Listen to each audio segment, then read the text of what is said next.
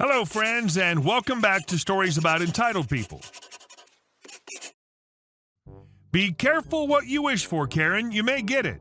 Like the guy who demanded to get the exact same seats on a canceled flight, then found out that everyone else left who was on the flight with him got to go first class while he was in coach. At least he had extra legroom. But before we begin, best way to support our channel is to leave comments, like, and subscribe with the turned-on bell so you don't miss the new video every single day. I didn't give you the right amount of pork? Let me correct that. I work at a U.S. Western popular counter-serve, laid-back Mexican place.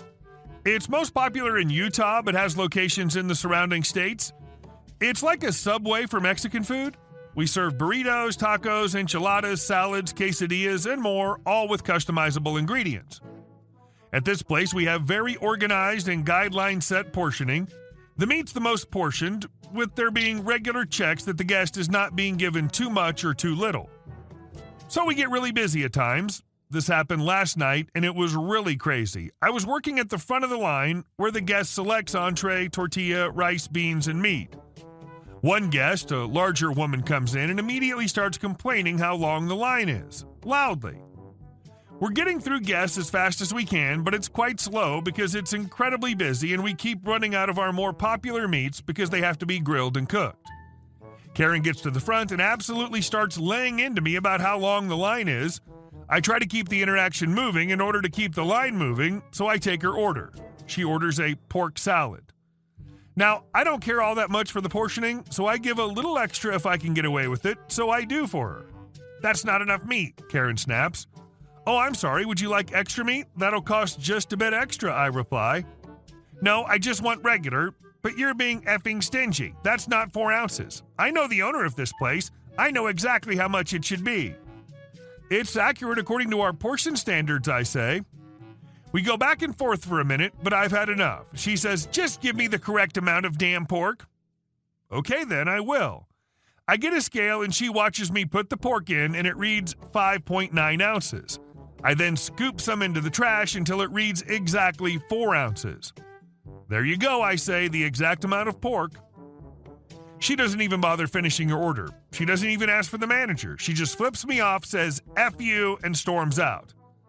Thing is, I bet if she'd been kind and asked you nicely, you would have given her a bit more. And our second story. Lady, I'd love to get that commission, but I don't even work for this company. This happened between Christmas 2019 and New Year's 2020. I caught my then boyfriend looking at engagement rings online. I used to work in one of the national chain jewelry stores about a decade ago. When I saw what he was looking at, I got a little concerned because he was looking at incredibly expensive and huge carat-weight diamonds. So I asked him what he was doing, and he told me he was looking for a ring for when he proposed to me. Sweet man. Anyway, I encouraged him to just go to the closest mall and we'd walk through all the jewelry stores together. I'd try some on, look at what I felt was reasonable pricing, and we could also look at wedding bands for him and imagine what they looked like together. That way, when he was ready to propose, he would have a better idea of what I'd want. It's a win-win. So we go to these stores, and my boyfriend becomes a bit amused because I snap straight into jewelry associate mode. You work in one store, you pretty much have worked in them all. I knew what I didn't want, and I knew I wanted something relatively different. Each associate in every store were incredibly kind and thankful to have clients that got straight to the point without being too wishy-washy. We get through all the stores, and I still had one ring in my head that I kept thinking about, and I wanted to see it again. I wanted to make sure I liked it as much as I thought I had. When we returned, the store was just swamped with customers. Earlier, when we were there, most of the associates had talked to us once they heard me asking about Morganites and Alexandrites. So when we came back and they were all busy, several of them raised their hands and said, "Hey, Lily and boyfriend." I said hello back and to not worry about us. An older woman was there as well and had clearly been waiting for some time and hadn't been helped yet. She came over and asked me if the store carried Bulova watches. I told her I'm pretty sure they do and walked her to the display case and pointed them out. She hemmed and hawed for a while, then asked if they had diamond necklaces that were more like statement pieces than pendants. I knew there were some there because I'd just seen them, so I walked her over to the showpieces. She really liked those. Then there was a lovely ring that was a moissanite and very large. I could never pull it off, but this lady clearly could. At this point, one of the associates finally came over. He asked how he could help, and the lady just looked at me like he was insane.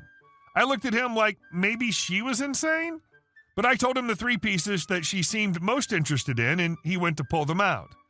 She loved them and decided to purchase them. As he went to check her out, I went back to sit with my boyfriend until I heard this lady loudly say, "I hope you're giving that commission to your coworker over there since you did nothing but open some cases." OMG, I was so mortified. I hadn't even thought about her thinking I was working there. I just try to be helpful and keep life peaceful for these folks who are working in retail. I rush over and let her know that I didn't work there. She says, "But obviously you're an employee for this store." I kindly as possible say, "No, ma'am, I do not work for the company and have not worked for this company ever. I just used to work in jewelry a decade ago." And this associate deserves the commission because if he hadn't been so kind to me and my boyfriend earlier and shown me the ring I want to signify my commitment to my future husband, I wouldn't have been here in a good mood willing to show you where all the items were. She was really sweet, though. Associate was incredibly thankful, and it was like a $6,000 sale. Anyway, that's why I don't go to jewelry stores anymore. But on the plus side, I love my ring, and we have a fun story about the time I accidentally hijacked a jewelry store. Oops. And our last story. Neighbors stole half an acre of our land. My family owns just shy of 3 acres of land in Georgia, and we've had these neighbors for about 5 years now. In the beginning, they were just parking over on our side, which no one really minded. My mother, the property owner, was a little concerned when they placed an above-ground pool on our property line in between the 2 properties, but decided to let it slide because it just wasn't worth it. Then, as the years have gone by bit, they've been taking more and more land. It started with cutting the grass on our side, creating a property line that about half an acre over from the actual line. Our grass was getting tall due to our lawnmower being out of commission, and my mother assumed they didn't want taller grass near their side and just let it slide. Then they began construction. They began clearing out trees, graveling to extend their driveway into our land, and creating a literal farm next door. We live out in the country, and there's a cow farm right behind us, so the farm itself isn't the issue. However, they'd begun using our land as farmland, erecting a chicken coop, a cow pen, and have started clearing out more area for goats. Their property is about 1 acre, according to the local tax assessor website. When this began, my mother immediately went next door and tried to speak to them. She said that she didn't mind them using her property, but she wished they'd spoken to her first and not to place anything permanent on the property, as she was planning on putting up a fence. At this point, we didn't know they'd cut down trees and already permanently damaged the property. She was met with anger, and they talked down to her as though she was stupid to ask them not to use the land. "You aren't using it," is their main argument. My mother isn't a confrontational person, but I am. We immediately got a survey to place property line stakes and actually learned they were using more of our property than we initially thought we had. We saw the torn down trees and noticed they've been dumping trash on our side behind an old barn we have. The neighbors harassed the men to perform the survey, and as soon as they left, ripped the property markers out of the ground and began moving them over to where they want the property line to be. Every day, they keep inching farther and farther past the actual property line. We contacted a lawyer who suggested we send a certified letter giving them a formal 7-day notice to remove all trash, clear out all of their belongings, and remove all trailers they've now parked on our property. If they do not vacate, we can seize their belongings and officially bring them to court for damages. We've sent the certified notice and the 7-day notice is up, but the neighbors have refused the certified letter. It's attempted delivery several times and they've not accepted it. They've done so many disrespectful and downright mean things to us since this has started, including hiding the metal rebar that marks our property lines. They drove it deep into the ground and dumped sawdust chips and trees on top of the line. We also know that when they don't see any cars in our driveway, they snoop around our property and even get close to our house. It is incredibly jarring to wake up in your home and see people hanging out on your back porch and walking their kids around your front yard. My mother had taken my car for the day and looked as though no one was home, and that's when I noticed them walking through our yard and barns looking around. As soon as I went to call 911 and ran outside to confront them, They snuck off back to their property and laughing it off when I followed them to confront them, claiming they'd lost one of their chickens and were just searching for it. We're in the process of getting security cameras up, but again, update. We found a new real estate attorney and we have a consultation later today as to just what the next steps will be. Another thing we actually just learned is that our neighbors next door do not own the property. They're renters. The actual homeowner owns several pieces of property and rents them out around here. The people don't even own the property they're chopping down trees on, graveling, and starting a farm on.